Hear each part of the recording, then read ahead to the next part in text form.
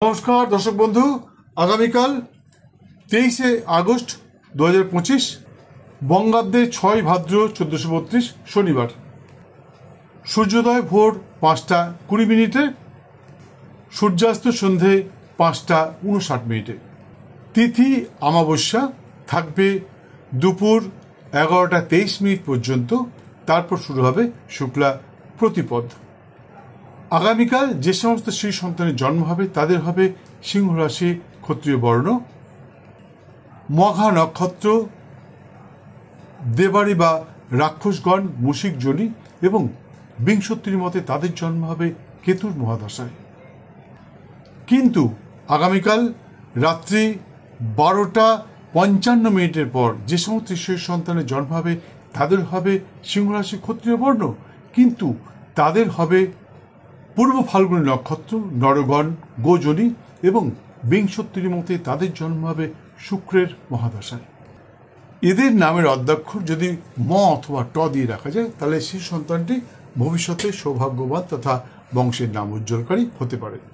আগামীকাল সেরকম কোনো বিশেষ শুভ কাজের দিনক্ষণ দেখতে পাচ্ছি না, কোনো বিশেষ শুভ কাজ না করাই ভালো, দিনটি বিশেষ সুবিধাজনক নয়। যাই হোক বন্ধু, আরও বিস্তারিত জানবার জন্য স্ক্রিনে দেওয়া নাম্বারে একটি ফোন করে চলে আসতে পারেন, অথবা ওয়েবসাইট যে দেওয়া রয়েছে, ওয়েবসাইট আইডি যে দেওয়া রয়েছে সেখানে সার্চ করে আপনি লিখিতভাবে সম্পূর্ণটা জানতে পারবেন। ওখানে আমি লিখে দিয়েছি কখন কি ঘটতে পারে এবং কি রাশি নক্ষত্র বর্ণগণ ইত্যাদি লিখে দিয়েছি।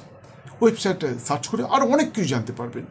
যাই হোক বন্ধু, আমি কিন্তু দেখেছি অনুসন্ধানকালে পৃথিবীর প্রতিটি মানুষ চান তার সন্তান সৌভাগ্যবান, আজ্ঞাকারী, সুস্থ এবং বংশের নাম উজ্জ্বলকারী হোক। কিন্তু দুঃখের বিষয় হলো সবসময় সকলের ইচ্ছা পূর্ণ হয় না।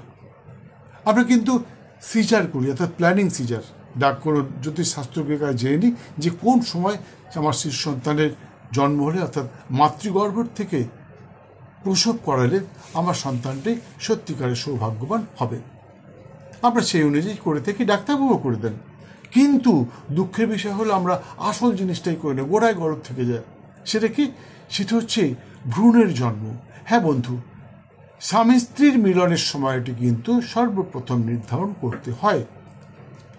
অনেকেই চান যে 2 বছর পরে আমি আমার সন্তান নেব, সে প্রক্রিয়া আছে। আবার যদি মনে করেন যে হ্যাঁ আমি এই মাসেই সন্তান নেব, সে প্রক্রিয়াও আছে। সবাই জানেন, এগুলো বলবার কিছু নেই।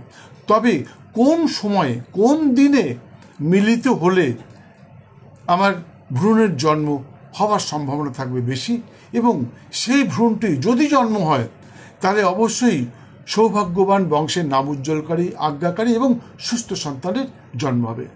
এটা কিন্তু কোনো জ্যোতিষশাস্ত্রজ্ঞের কাছে আপনাকে জানতে হবে মিলনের সময়টা।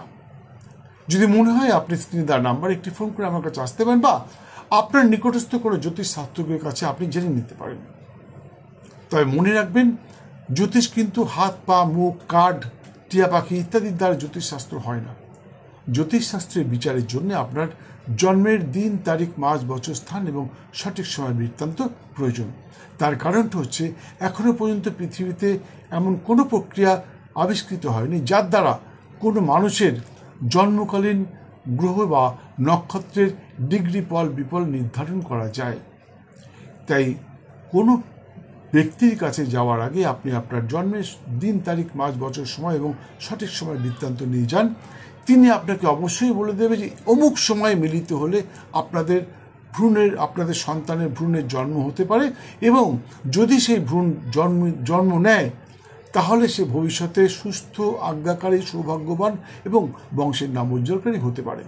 সেটা জেনে নিন। আর আবার বলছি, আমার ওয়েবসাইটটা ফলো করুন, স্ক্রিনে দেওয়া ওয়েবসাইটটা ফলো করুন। আর মনে হয় যদি প্রয়োজন পড়ে, যদি মনে হয় তাহলে স্ক্রিনে দেওয়া নাম্বারে একটি ফোন করে চলে আসুন। অবশ্যই বলবো, সুস্থ থাকুন, ভালো থাকুন, দিনটা আপনার খুব ভালো যাক। জয় মা।